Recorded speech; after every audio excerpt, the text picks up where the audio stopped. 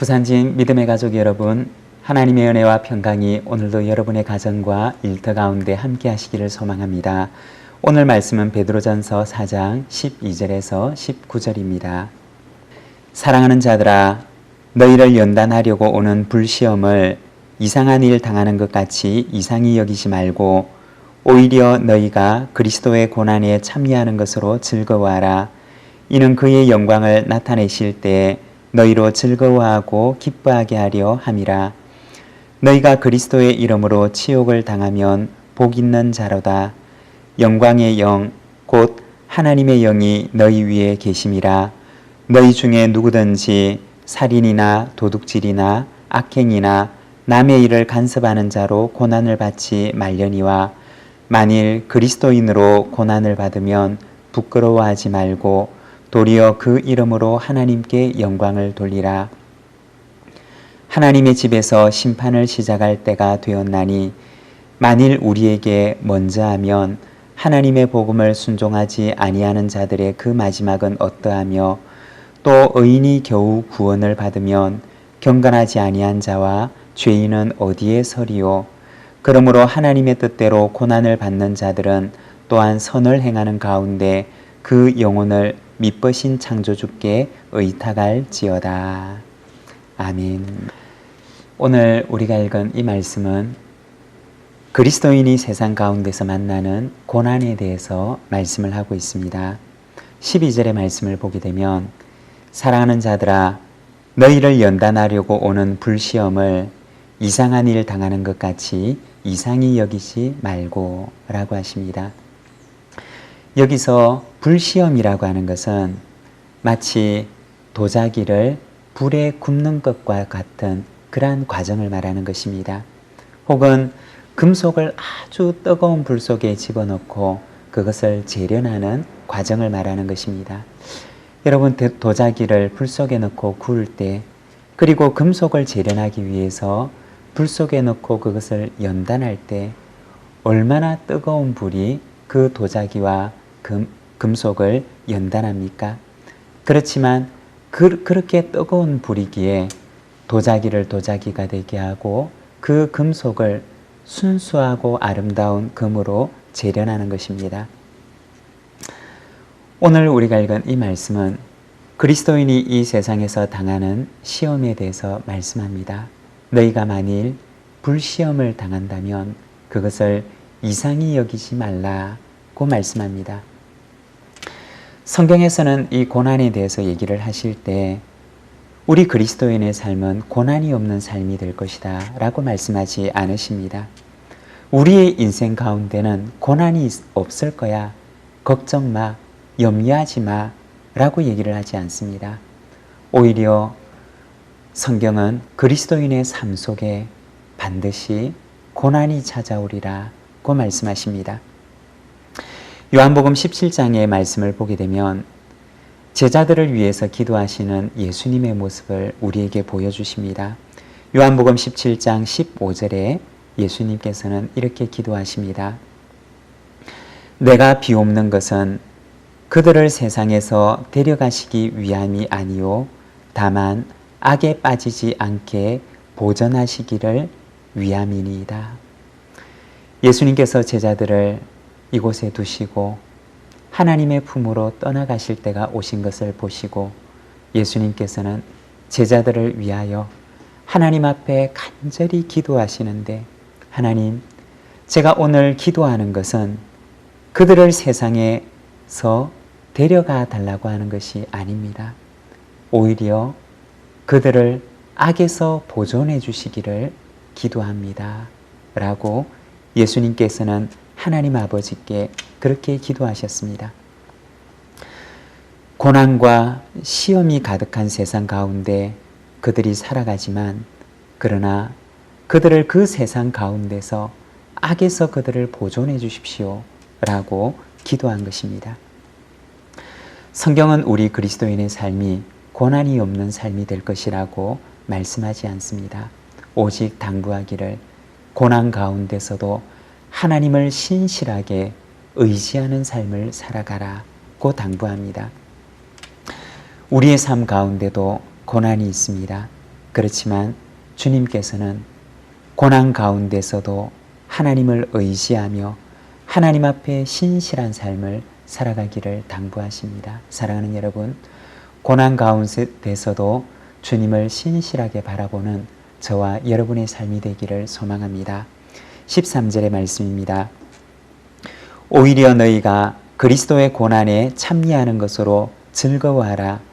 이는 그의 영광을 나타내실 때에 너희로 즐거워하고 기뻐하게 하려 함이라. 베드로전서는 권면하기를 고난에서 떠나는 삶이 아니라 오히려 너희는 그리스도의 고난에 참여하는 것으로 기뻐하고 즐거워하라고 말합니다. 그리스도의 고난에 참여하는 것, 그리고 그 고난에 그대로 머물면서도 고난에 함몰되지 않고 오히려 그 고난을 견뎌내고 이겨내고 그것을 승리하는 삶에 대해서 이야기를 하는 것입니다. 여러분, 예수님의 십자가를 한번 바라보시기를 바랍니다. 예수님께서는 그 십자가의 고난을 당하셨지만 그러나 그 고난에 함몰되지 않으셨습니다. 그 고난에 낭망하지 않으셨습니다. 그 고난에 절망하지 않으셨습니다.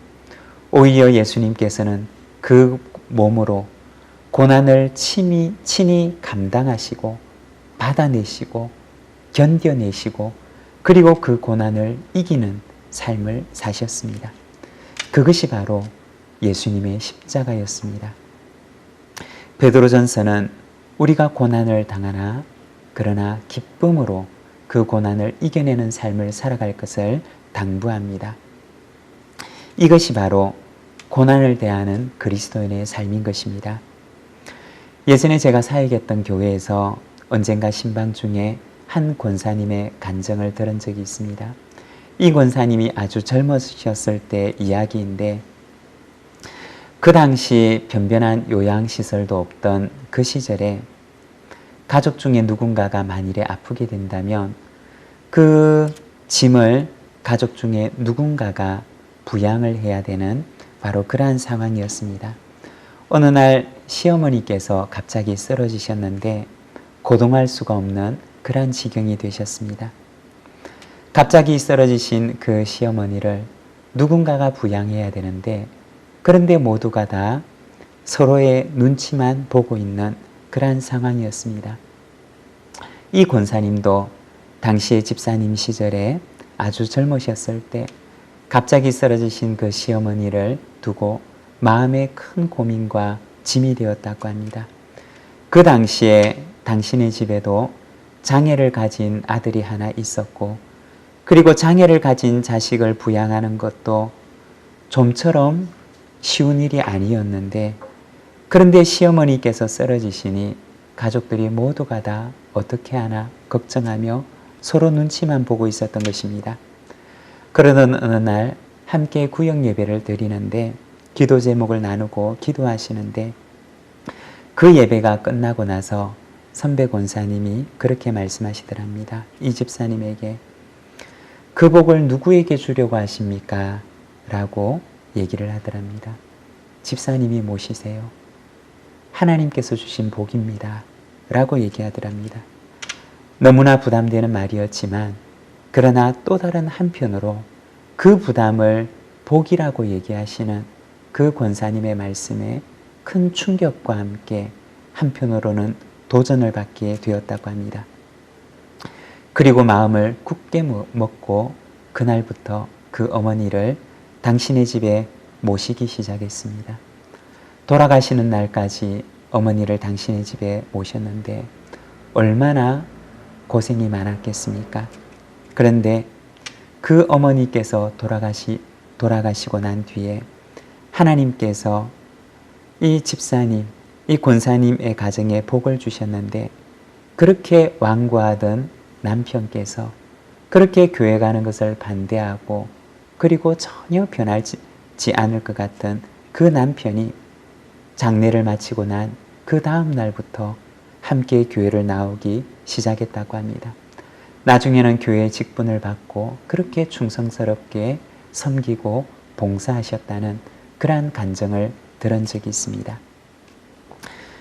우리 그리스도인의 삶에 대해서 베드로전서는 말합니다. 고난을 받으나 그러나 그리스도의 고난에 참여하는 것으로 너희는 즐거워하라 고 얘기를 합니다. 고난이 없는 삶에 대해서 얘기하지 않습니다. 그리스도인의 삶 가운데는 고난이 없을 거야 라고 말하지 않습니다.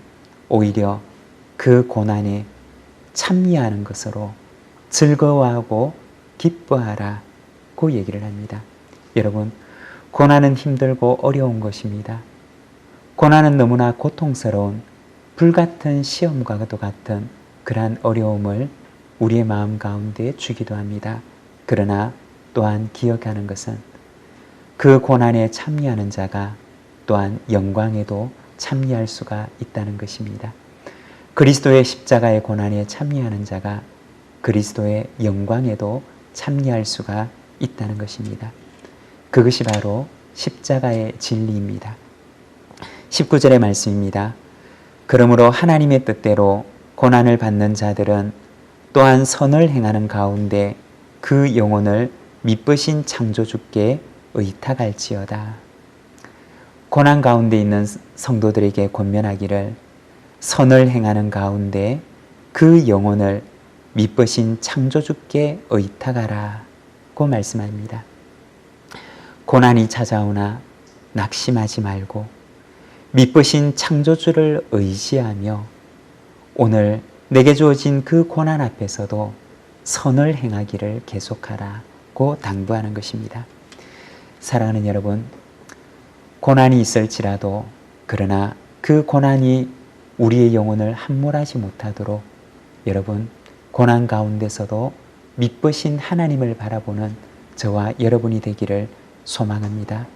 하나님께서는 결코 당신을 의뢰하는 사람을 외면하지 않으십니다. 하나님의 백성을, 당신을 의지하는 하나님의 백성을 하나님께서는 반드시 책임을 지십니다. 오늘도 미쁘신 하나님을 바라보고 신뢰함으로 이 하루를 감사함으로 살아가는 우리 모든 부산진 믿음의 가족들이 되시기를 바랍니다.